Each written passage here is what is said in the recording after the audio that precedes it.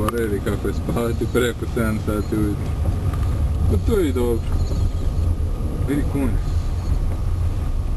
Češ da vozimo, ali se vidi konja?